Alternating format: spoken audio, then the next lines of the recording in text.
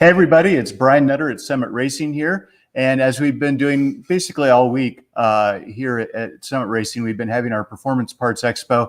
It's a pretty cool opportunity for us to bring in some of our manufacturers, with the parts that you guys need. We've also been talking with racers, we've been talking with builders, and we've been talking with fabricators. It's a little bit of everybody, but it's a pretty fun week. And I've got a special opportunity here. Terry and I met kind of a short time ago, and it's kind of a funny thing. So here at Summit Racing, we have a lot of great articles and tech articles and a lot of research that we do to try to help pass on to you really the pathway to performance, things that you need to do to be successful, step A, B, C, D, E, F, G. And oftentimes when I would be trying to compile this with the team over in Customer Data Solutions, I would come across Terry's videos. And he's one of the original guys on YouTube that basically, he had an engine, he had a car, and he figures out, okay, what is it that we need to do to put it together? So it's not, back when he started doing this, the parts really didn't exist. Parts swaps, motor mounts, etc. So Terry, do you want to introduce yourself a little bit and just tell us how you got started? Oh man, okay. Well, first of all, Terry Wilson, LS, people call me, my YouTube channel, Coverman66, no space. And you can find me on Instagram, Terry LSX.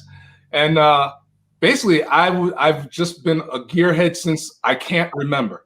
I remember when I used to have summer break vacations, I used to go to South Carolina. My parents used to, ship me and my sister off to South Carolina. Yeah. My uncle, he had all kinds of cars. Now, when you have property in South Carolina like we got, I mean, you could have as many cars as you want. There's, and he took full advantage of it. So, I would look forward to going to summers, of course, seeing my family, but more or less seeing him because I knew I would be up under the hood, swapping engines out when I'm like 10 years old. Yeah. And not with a hoist, but a tree. Right.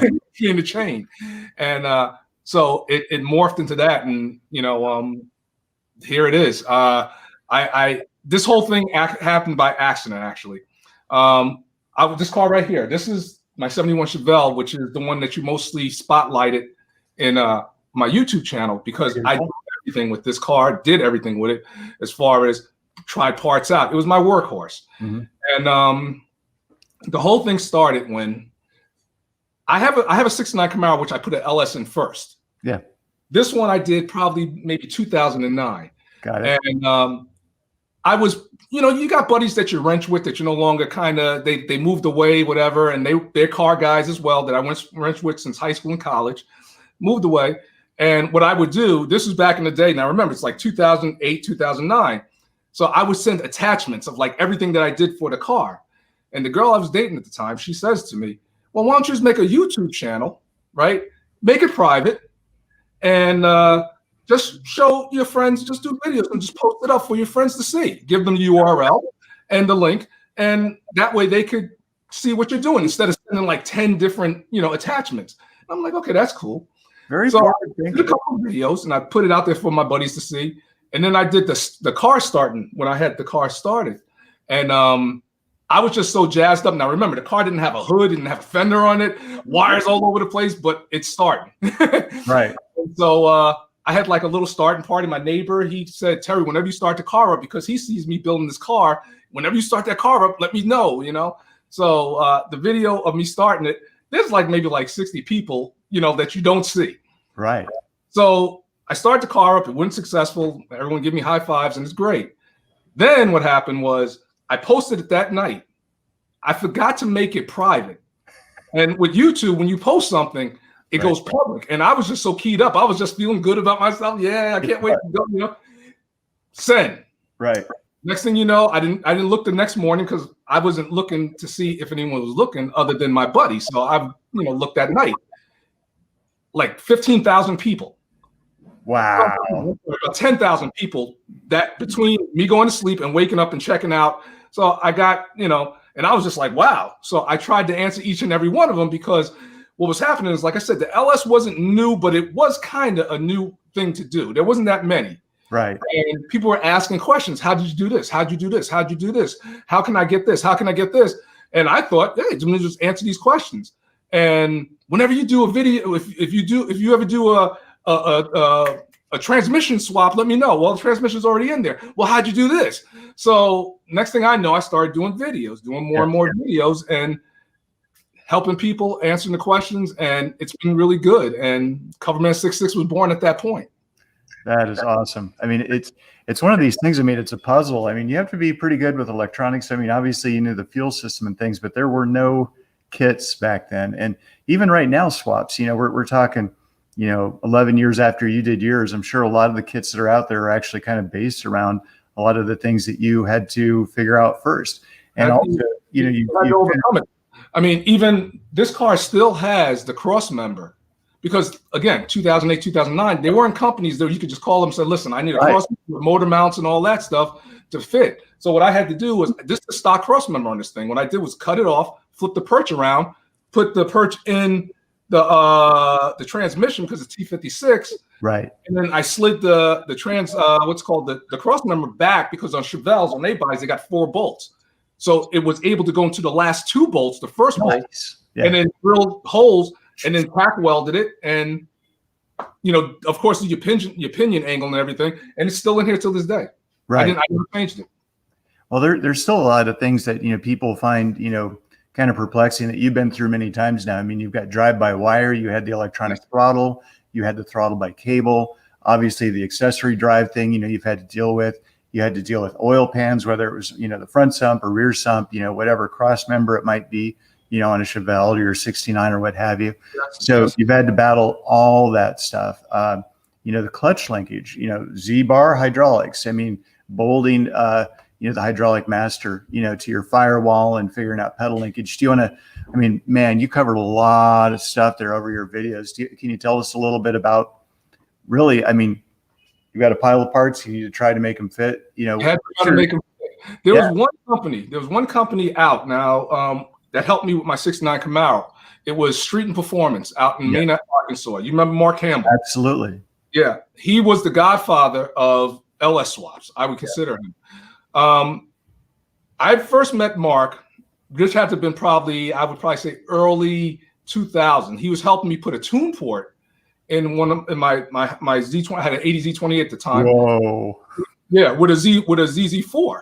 Right. And that I purchased from Summit, by the way. But I purchased from Summit. I saw his name in the back of the book, the Hot Rod magazine, and I had a tune port just hanging around. So he had me send it to him. He wired it up and everything, and I slapped it on. And that was at that point, I was too done with fuel injection. I was too done with carburetors, should I say. Never again. Yeah. So for a quick time, I was really into tune ports. And there was now I think about it, this had to have been the 90s. This is early 90s, mid 90s. So I was all into tune port. But you know, the thing was, I didn't even go into the LT engine because to me, that looked too much like a tune port. Right. It looked like a regular 350 because basically a tune port is a 350 with fuel injection. That's right. And, so I didn't want to have the OptiSpark problem with the LT. So I was like, let me just stick with the tune ports. Makes sense. Yeah, you know, so I was able to jump right into the LS. Yeah. And like I said, he was a good man. For some reason, he liked me. He took me under his wing. He told me everything. And you can call this man up on a Sunday and he would pick the phone up, answer your questions. You know, he was just a really good man. And he invited me down to, he used to actually send business my way. And then he invited me down to Arkansas. So he says, Terry, give me about 3 days and I'll teach you everything you need to know about LSs, putting turbos, putting superchargers, everything. What an opportunity. I'm going to call you up on that. And by the time I got my ducks in a row ready to go down there, I learned that he had passed a week prior. And that broke my heart, really. And I figured the best way I could do to pay him some respect is to actually throw myself into the LS game and answer questions like how he did, because I knew how good it felt when I was able to have someone who I can call or either text or either email and get somewhat of a response and a good answer. And so I figured, let me try to live up to what he was doing. And I think the light was shined upon me because maybe I was doing the right thing. And here I am talking to Summit Racing, you know. Well, it's one of these things. I mean, yeah, you're right. His name is being passed on through you. It's like, paying it forward or whatever you want to call it. But you're on the same mission that, we are, and I am personally, with all the, guidance that we try to give people. Yeah, and so you talked about that you're, a long time, Summit customer. And the very first time we talked, you're like, dude, I've been buying parts from you guys forever. And you're really excited, because we just, kind of created this, video studio of ours here in the last, really the last year and a half. And this is a really cool opportunity for us here at Summit, and especially, I don't want to say it's because of COVID, but, we've all been kind of dumped into this thing now, how we're having to learn how to work remotely, with the live streams, with Zoom meetings and all that. And it's really cool that we can kind of interact in this way where we never, we could have before, but it's really forced us to get very good at it very quickly, in terms of the interfaces and all that stuff. And it's really cool for me. Like, you'd be looking down there in your YouTube, Q&A, basically people asking you questions and comments and stuff. We do the same thing here with these live streams where people, post up questions like, how do you do this? How do you do that? And they tell us where they are in the world, Brazil, Germany, Italy, Japan, all over the place. And it's really, really cool. You get this feeling of all the people out there that just need some help, just something to get them to the next step. It's also one of these things where, because it's like there weren't kits, when you were getting started with this stuff. And so we try to make things in kit form, so we want people to be successful. Anybody that watches Summit Racing and these live streams they do, we talk about this all the time. Have a kit, have, a cam that's delivered around this push rod and this lifter and this spring and chainer and lock around these cylinder heads, etc. Same thing with pistons, rods, crank, with the Summit Racing Pro LS parts we have. So having things in kits is really cool because it's one part number. It's all right there. It takes a ton of time out of, what could take 45 minutes on the phone, you can do now in 5 minutes, that's kind of nice, but the other part of it is it just gets rid of any, you've been there, right? Where you're underneath the car 1:30 in the morning on a Saturday and you go to put a part up in place and it doesn't fit. And you look at the old part, you look at the new part, it's like no matchy, right? And so that's worth something. Yeah, it puts you back an entire week because then you're off to your work week Monday through Friday, and then you're rushing, to try to get an order in Monday, Tuesday, make sure it's here by Friday so you can wrench on it again. Doing this stuff in kit form, watching your videos, thinking about all those little tiny things that a person needs to have at the ready, so that they can complete their project in a weekend is really awesome. And I firmly believe that that's one of the reasons why you're so very successful with your videos. Millions of people have watched Terry do his videos. And we really appreciate his mission. Well, so you want to talk a little bit about some of when you did get into LS, it was kind of a little bit of a weird engine to look at the very first time. The cathedral ports, and people are like, what is this? In terms of cylinder heads, the strength of everything was a little bit unknown. We had that 15-degree valve angle, all aluminum block, aluminum heads. I mean, it was super light. I mean, this was racing technology that General Motors brought to the masses, with aluminum blocks and heads. They took 150 pounds off the nose of their cars, and it wasn't cheap. But, through the power of, big production runs, they were able to, keep things inexpensive. We do the same thing here at Summit with our production run sizes. But tell me what it was like the very first time you start seeing like an LS1 in a car. And you brought up that story earlier about your friend bringing you over to the dealer to go take a look at the 97s and stuff. Oh my God, I still remember that day, man. It was beautiful. Woo, it was a beautiful day. Right up the street, there's a place called Jim Smith Chevrolet. Yeah. Chevrolet dealership. Nothing but Chevys. And across the board. And a buddy, he worked there, and he says, Terry, you got to come down and you got to check out this new Camaro. Yeah. Right? Now, I'm used to seeing the 97 Camaro, 96 Camaro body style because, it had the LT engine in it. So, and I drove those before, and I'm like, okay, I was like, it's just a nip and a tuck. He goes, no, it's got the Corvette LS engine in there. Wow. So I kind of, I was like, all right, how good could it be? So he says, come on down and drive one. There's a red one, and there's a white one. The red one was an SS with a 6-speed. So I jumped that one. He says, take it out, but promise me you will not, because he knew me. He knew I was going to like get this car, drive for 5 feet and just like lift up the hood because like, what is this? So he's like, just don't lift the hood up until you get the car back. I want to see what you think about this engine. All right. So I go down the street respectfully, as I'm leaving his eye shot and the dealership's eye shot, but he heard me like a block. And so I had it for about maybe 20 minutes, and I kept my promise to him. I came back, and he was just like, nice car, isn't it? And I didn't want to hear anything. I just went to pop the hood. I wanted to see what the engine was about. And I looked at it, and I was just like, he goes, what do you think? I was just like, and the first things I said to him, and I hope you run into him because he'll tell you this. I was like, there's got to be a way we can put this engine in like a 69 Camaro or either a Chevelle or something. That's the first thing I thought. I mean, the car, it was 97, so an 89 Camaro. It's a decent looking car. I mean, nip and tuck from a 97. Yeah. But I was like, there's got to be a way we could put this in a Nova or something. There's got to be a way. Right. And then I didn't want the car. I wanted the engine, And so that's how it all started. That's how, I fell in love with that engine platform. And of course now, the whole thing is, you got the LT coming up, LT engine. And the LT engine is direct injection. It's nice, but to me, the LS engines are plentiful. All right. And I think the LT engine is going to have one problem. Other than the cost, when the costs start coming down, people are going to start going to electric. I think someone, because you got to look at it like this. Let's take 10 years ago when I put the LS in this car. All right. There weren't that many LSs in there. And let's even go a little further. When I did my 69 Camaro back in 2007, I think I got that car running. I believe one of the very first people in 69 my county to have a LS 6-speed car, let alone 69 Camaro. Now, if you think about that, it's like 12, 13 years ago.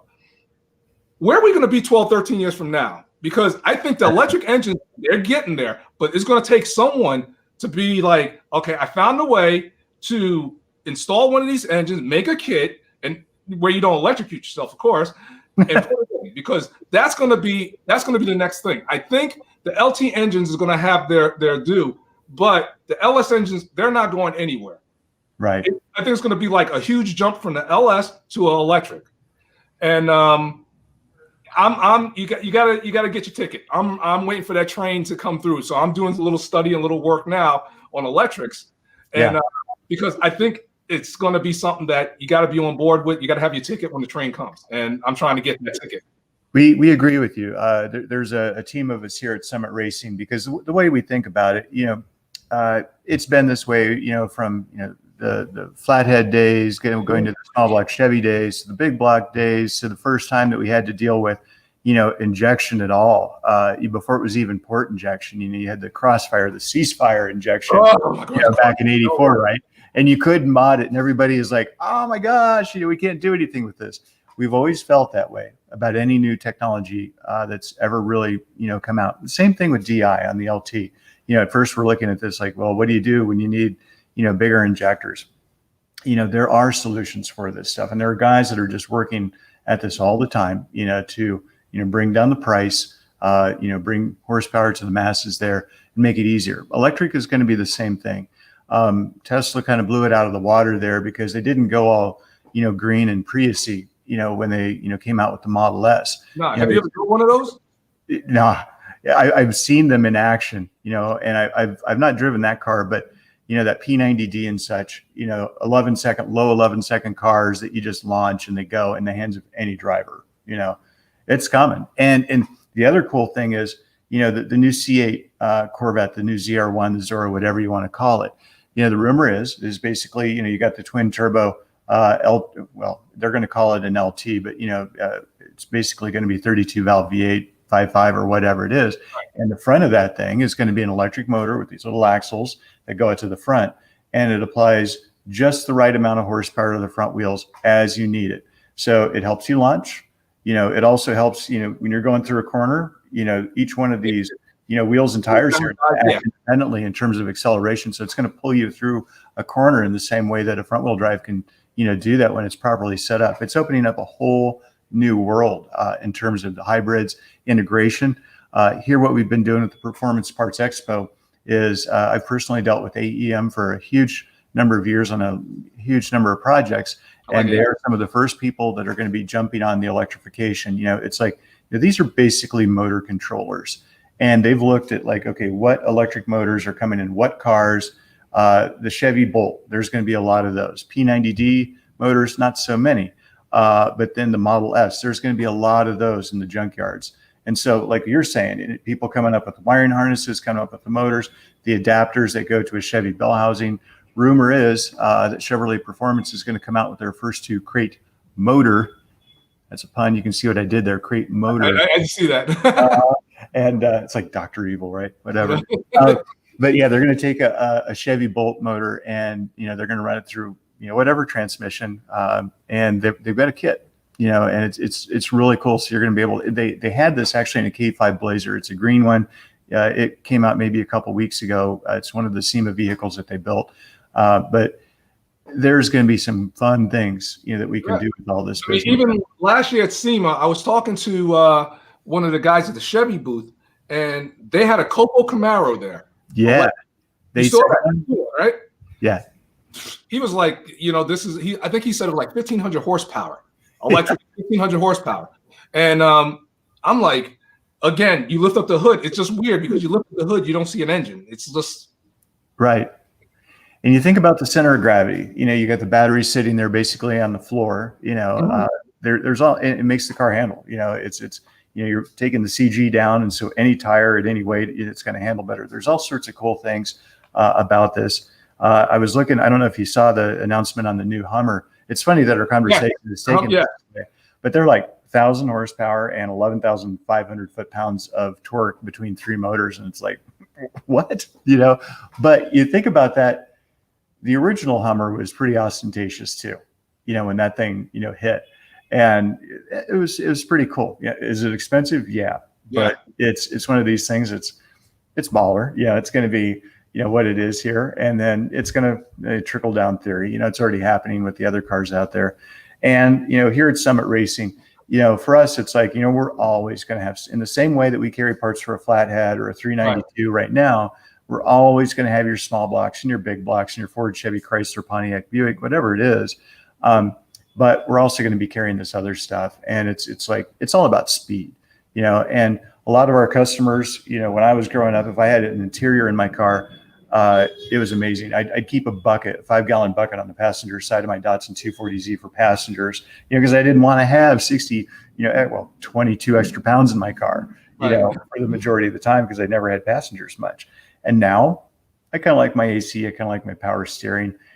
We were talking about my vet and everything like that. It's like, the hardest thing in the world is to kind of keep it streetable, trackable, where is that fine line? But, we all, as we get older, we're looking for some more creature comforts, and all my friends here in sloppy mechanics that are 18 and 19, they're like, boo, Brian Nutter. It's like, it's going to happen to you too, buddy. No. And that's the thing, like, back in the day when you were talking like, you were talking like 700 horsepower back in the day. I mean, that's not a very streetable car. Yeah, you put it on the strip, you're going to do some damage, but to drive it to the store, But now, cars are coming out. Everybody's doing 1,000 horsepower, and I mean, you get cars that are coming out the factory that you could probably put on a racetrack, a Can-Am racetrack back in the 70s. Make it cut. And so as far as Summit's concerned, you guys have always been, like I always looked at, when I get the magazine, it's almost like looking at a Sports Illustrated magazine, especially run right to the car, see what cars out there. Yeah. That's for me anyways. And I was just like, wow. And then you had what a game changer was when you put the LS section, the orange section, green section, I think it's right there. So you could just go right to it. And I was just like, oh man, I used to daydream about parts, and that's what I'm saying. That's why it's such a pleasure to be working with you and hanging out with you guys at Summit. And it's awesome. So you can thank a guy by the name of Stephen Gustafson for putting a lot of that stuff together. So Stephen, if you're out there, be easy, brother. Thank you. it's awesome. So we've got 14 minutes, give or take.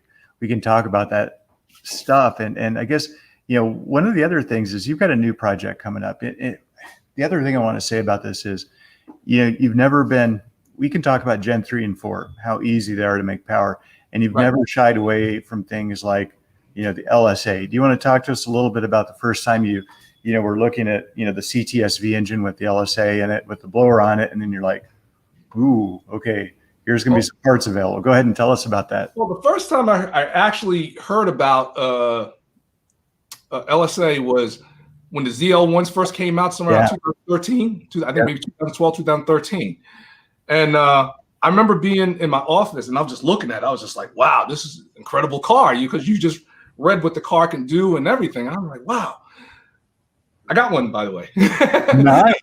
Finally picked one up. But that was the first time I learned about the LSA. Yeah. And I was just like, okay, supercharger. I'm thinking, okay, it's a supercharger.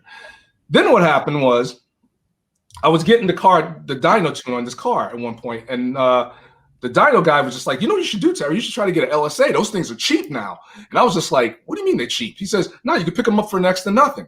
And this was maybe 3 or 4 years ago. Right. And you could, because people were taking them off and putting either Eaton or either Paxton or either Whipple. Magnuson, right. The So 1850s at that point were going for cheap. They had the coupler issue in there for a little bit. Where that's one of the problems, Exactly. So and what we're talking about, folks, is the coupler basically there in the front snout of the thing. There's a thing in there that was basically kind of coming apart. And rather than having the dealership techs go in there and take a blower apart and change the coupler out, they would just simply take the entire blower unit, take the old one off, back in the box, throw it out, exactly. The new one, right? And these things were ending up on eBay a lot, and it's just a matter of a few people figuring out the coupler deal. Lingenfelter and others came out with some higher quality couplers. Yep. GM figured it out, obviously, so you can buy and update your older blower with a newer coupler.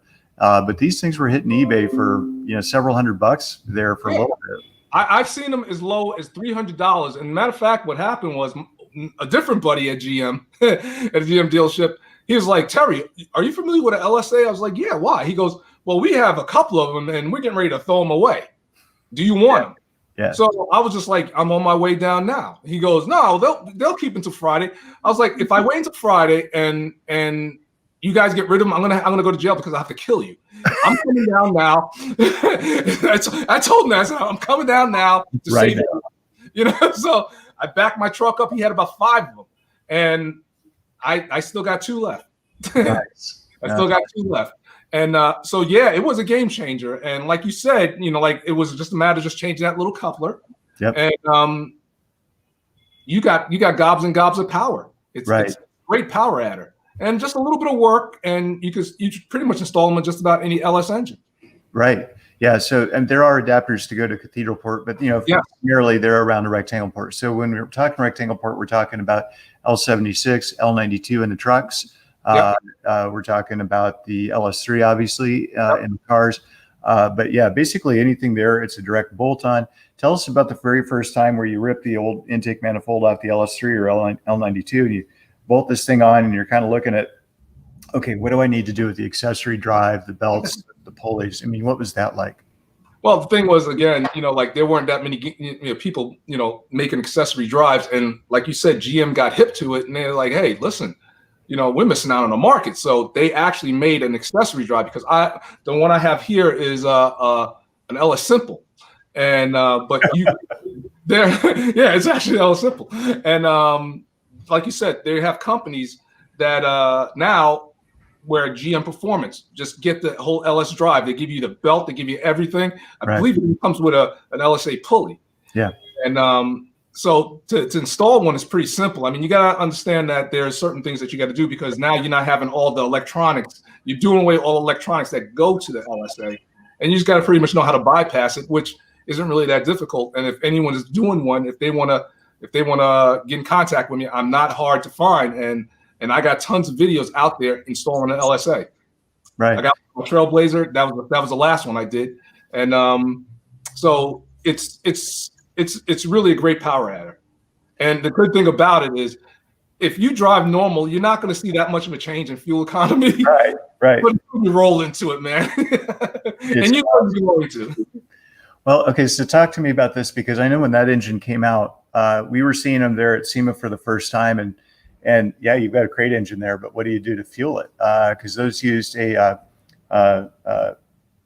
PCM, pulse code modulation, you have fuel pumps in there that kind of ramp fuel pressure up and down, and so you're having to deal with that, for the very first time. Can you tell, basically our viewers a little bit about that experience? No problem. Trying to figure out pressure. Well, what it is that, like I said, if you go online, you can see, because they will tell you how much fuel pressure you should be having. And again, it's not like how it was back in the day where you didn't have the answers. You can go right online, you can get the answers. And you have to make sure you get the right fuel injectors. You got to make sure that, first you got to make up in your mind what you want to do with the car. You got to say to yourself, what am I going to do with this car? And I think a lot of people aren't really truthful with themselves when they say that. Yeah. I mean, even myself, when I built this car, I was like, oh, I'm going to be autocrossing every week. I need the hardest of the hard body bushings, the, what's it called? The Delu rim control arm bushings. I'm going to need the Johnny joints in the carrier and all that. I'm going to go autocrossing. Had the car for what, 9-10 years. I made one autocrossing maybe 3 or 4 times. Right. But people don't understand is like when you start going that route, you got to think about down the road, down the road, Terry, like 8 years ago, the car is comfortable. Yeah. It'd be more comfortable. Totally. Totally. But, the thing was, like I said, down the road, Terry, like when I lowered it as low as it is, like when I was younger, I didn't mind getting up under the car, lifting, lift the hood up, now it's just like, oh boy, I got to think about this thing. Well, we got families now too. And you brought it up about, taking the car and the family down for ice cream. We talked, Al Noe's, we've got one of our guys here, really cool. One of our cool managers here. We got many, but he's got a 67 Camaro, and that's his biggest thing too, is like, he's had the car for 22 years. And it's like, he could have taken it down the dark road of fast, but he likes taking the family out to get ice cream and the thing. And that's the hardest thing, is having that self-control at times, to just be like, no, I want to enjoy this. And the racier I turn it, the more time it spends on a trailer broken is the less I get to drive it. It's hard. It's something that we all have to battle. But there's a fine line. There's a real fine line. I mean, like I said, on this car, I didn't go with rubber bushings. Now I got a 67 Chevelle that the computer's on. This car is going to be pretty much all, rubber. I mean, I got the energy suspension, they're a little bit softer than poly. Yeah. But the thing is that if you're not racing the car, and like it goes back to what I was saying, you got to be truthful with yourself. If you're not racing the car every day, if you're gonna have a little fun with it, you could do this all with rubber. You could do this all with all rubber bushings. I was at SEMA last year, and I was in a 55 Bel Air, and we were going through Ignited. Now, if you don't know what Ignited is, that's when the cars leave the venue and they have this huge party, big parking lot outside the venue, and it's really cool. So you get a chance to show your car off. And I was in Joe Mealy's 55 rum running Bel Air, and he started the car up, and I thought to myself, this is, he got a big, 871 sticking up out of it. So I was expecting it to be shaking all over the place. Right. So he started up, and I was like, oh, that's different, thinking to myself. It's kind of smooth. And then we took it for a spin, and I was just like, this is one of the smoothest cars I've ever been in. I said, Joe, what do you have in it?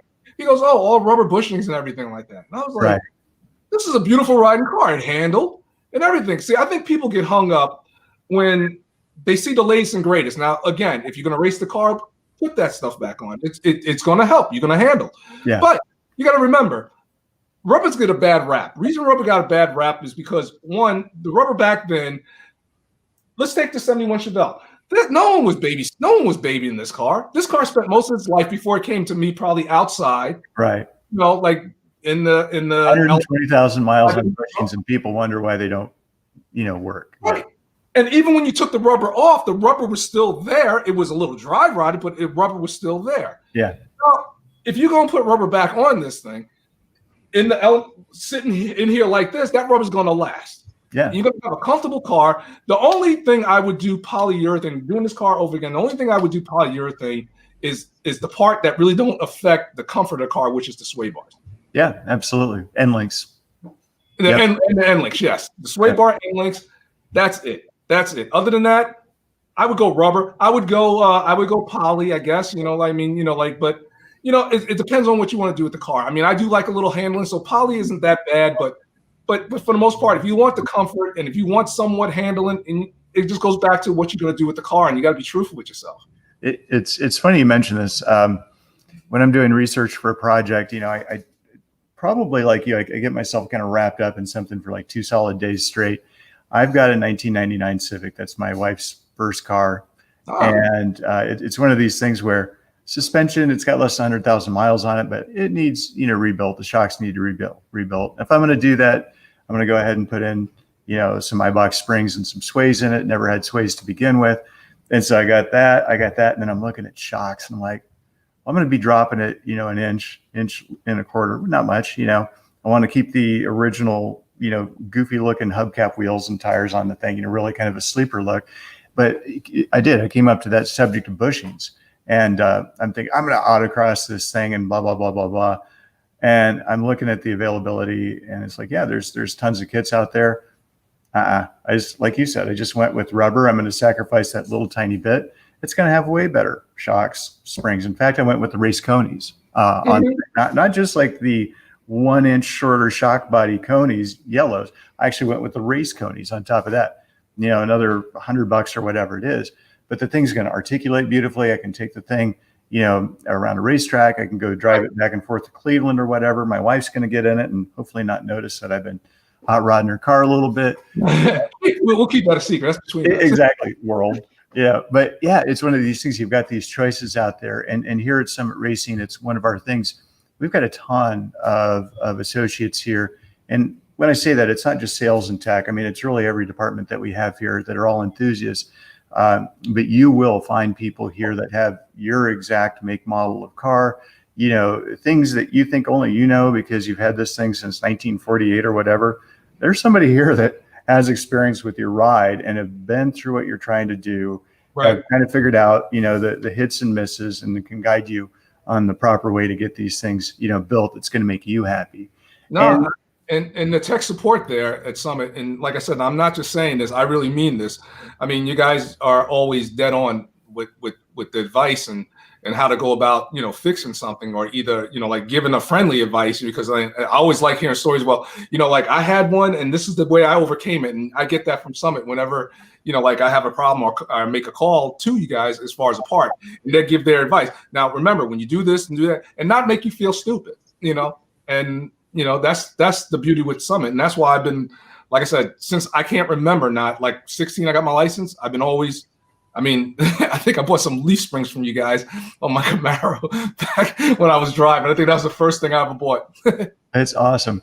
So let's talk a little bit about your career. I want to get in, and we've got 5 or 6 more minutes or whatever. We're going to have Terry back on here on one of our Friday live streams. This week is a little bit different because it's basically the week that most of us would be at SEMA, including Terry. So we wanted to bring Terry in on this Performance Parts Expo of ours, and I want to get into that a little bit. So we've talked about how you broke into being a YouTuber before YouTuber was even a term. Tell us about your day job. Tell us about being a musician. These are some things I found really amazing about Terry. You can tell by his personality. He's out there. He's just a great character, of great character. Terry, tell us a little bit about what you do during the day and what it's like to come home and do things with the fam. Yeah, well, by day I work in the computer field. Yeah. And I love it, always did. I was supposed to be a weatherman. I went to college to be a weatherman. And I realized that it was kind of hard because I'm not one to like want to scrub toilets to get someplace. I mean, if I had to do it to of course I would, but it's almost like an initiation where people beat you up just to get you to see how tough you are. Right, sweeping floors. I always found that to be stupid.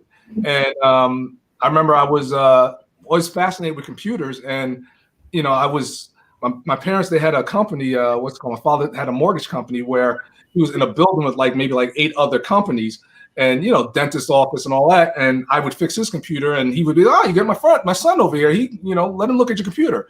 And so I started taking a liking to that, and that's how I got into the computer field. I went back and So the communications degree went on hold for a while. Yeah. So the videos came up because that's what I went to school for. Like I said, I'm supposed to be a weatherman, but I was strong into video tape editing and music production. And I play the drums. I always played the drums. My father was a pianist, so I have a working knowledge on the piano. And what I want to do is I want to start playing the guitar. But what I want to do is I want to progress, do it live where people can see, to let people know, time is beautiful. Right. If your time is worth sitting on a couch eating Doritos, that means your car's never going to get done. Because you're going to look back at it and you're going to say, wow, this car could have been halfway finished by now. Right. So what I'm going to do is, I think what I want to do is do some type of live stream, not just to show the progress, because a lot of people want to do things, but they feel, oh, that's miles down the road. I would never be good at it. So I never played a guitar before. I want to pick up a guitar and just be like, I never played guitar before. Let's see how far I can get by practicing maybe 30 minutes to an hour every night for a month. All right. Come back, see how far you are. Okay. Now let's see what happens in another month. So hopefully that would encourage people to get out and do what they love or what they think they would want to do, and don't make excuses. Don't make excuses. I often hear people say, I can't wait for 2020 to be over. And I'm like, why wait till 2020 to be over? Start now. If you want to make a change now. Yeah. What's the difference from, 365 days in 2020? So 366 days is going to be the magic number? No. Yeah. Start now. I mean, especially when people say, oh, I want to start in the gym. I'm going to start next week. Yeah. Why next week? It's one of these things we talk about it all the time. It's like, it's a lot easier to watch a TV show on home improvement rather than going out there and busting down drywall and doing home improvement. There's a lot of things that are like that, and we're all guilty of it. It doesn't matter, but it's one of these things, it's going to take a long time to get your car done. Just go out there and spend 40 minutes on it, and then another 40, and then another hour and 20 minutes, whatever. You're going to what the few minutes would do. They add up. Exactly. They really do. And then one day you turn the key like you did and it's running. And then you're like, all sorts of motivation, pours over you. Guys and gals, here in 2020, we're never going to have more time at home to get our cars up and running than we do right now. We're going to all be back to work. The families, the kids going to be doing whatever they're doing. I'd heavily encourage you to go out there, take a look at your ride. I'm sure you got a lot of parts that you've already purchased. Figure out, let's just get it to step one. Let's get the thing running, get the thing down on the ground and rolling. Don't think about what it's going to look like in 10 years. Think about just getting the thing, down on the ground and driving around again. So you get motivated to do things. What was that Christmas special back in the day? Put one foot in front of the other. Right. Exactly. So real quick, we don't have a lot of time, but we want to talk about SEMA because it's kind of like the Mecca for a lot of us. And you are out there. Tell us when you first started going and what it was like, getting to see the different sections. And of course, you and I are going to be there next year. We're going to be strolling around the place just doing what we're doing. But go ahead there. Well, when I first went to SEMA was 2018, and I got out there because Nelson Gill from ACC Performance, he asked me, do you want to go to SEMA? And I was like, well, yeah. And I went out there, and I said it before, it's overwhelming, but it's beautifully overwhelming because and you have so many beautiful people out there, and it's kind of like a car show. A car show, you can leave your keys in a car show, and no one's going to mess with your car because it's unwritten code. You don't mess with someone else's rides. Respect. And so I went out there, and my purpose to go out there in 2018 were to film cars. And get back and do a video, hey, SEMA and all that. Yeah. I ran into the Count, right? Now, he had this whole entourage of people around him, right? Okay. And I said to him, Count, I love the spiritual side of your show. He stopped, walk and talk, brother. We're going to a signing. Let's go. So that's how I met him. And I did the video with him. Yeah. And then after that, he said, sorry, I got to go. And he took off. And I'll catch you later, whatever. And he left, right? And I sat there and I was like, you know what? If I go and do a video like I planned to do with just showing the cars, you're going to just go SEMA cars of 2018. You'll see the same cars that I showed. Yeah. Let me concentrate on the people that most people probably don't get to meet and let them see the cool side of these people. And that's how that video came in 2018, where I met Chip Foose. I met a whole lot of people, and it's amazing because some of these people knew who I was, and that's one of the biggest compliments. I mean, Chip Foose was just like, I know you from somewhere. Where do I know you from? I said, I got a YouTube videos, DIY, So I was just like, thank you. Yeah, it is. I mean, it's one of the coolest thing about our jobs here. It's the reason why a lot of us are in this industry. It's we've got good friends and fast friends. We were talking about that the other day. It's like, you can call me up Friday night, 8:30 and bounce things off me now. And it's like, yeah, and we do. Yeah. I remember one of my car buddies, we talked on the phone just like a couple times, and he lives over in Rochester, New York. And he's like, yeah, I'm getting married here like this next week. Like, yeah. He's like, yeah, you want to come out? And I'm like, well, yeah, I suppose so. It's a little bit of a drive, we've never really met or anything like that. He goes, well, what? And the word he used was a little bit more something I can't say on TV. He's like, well, what? You think we're just going to be jerks or something? And he used the word that started with an A instead. I'm like, no, you know what? We are going to get along just fine. He just gives me a spare couch, and we go out there and have a beautiful wedding out there, and just lifelong friends.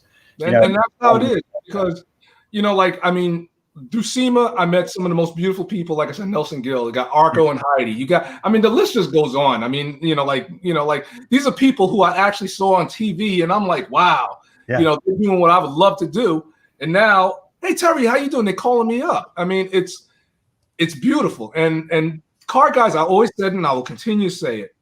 And Stacey David correct me. Stacey David from Gears, he corrected me. I said, there's always three things that bring people together. It's music, love, and cars. Yeah. And he goes, Terry, you forgot one. I was like, what? He goes, food. And I was like, right about that. He's right. That's why he is. All right. That's awesome. So we are going to, I mentioned we're going to be speaking with Terry a little bit later. We are engaging on a project together. We can't really get into the details right now, but one of the things that we noticed is, we write all these great articles, right, on how to do something, and we try to make it, concise. We try to put part numbers in there, lots of pictures and good descriptions and things. What Terry does is he really connects the dots. And so we're talking about a series of articles and videos where we take some of the things that we've already created. He's going to do those, but between the time he does that and the next thing, he's going to show you all those little things that happen in between that, we're not able to do internally because we're not hanging out in your garage with you, unfortunately. And we do want to be, but it is what it is. And ask questions, please ask questions, because like the way I see it, if you allow me in your house for my videos go from anywhere from 8 to 10 minutes. Yep. I'm going to give you my best. And if you have a question that you need answered, please don't hesitate. And I don't have someone where they answer my questions. Each question that I answer, that is me. And if a call needs to be made, a call will be made. And I've done it before, and I can't see why I can't do it, again in the future. All right. Well, again, everybody, we'd encourage you to, leave some comments, things. Terry and I will both be down in the comments trying to answer any questions that you have. And of course, we're going to keep you updated when we're going to be bringing Terry on again.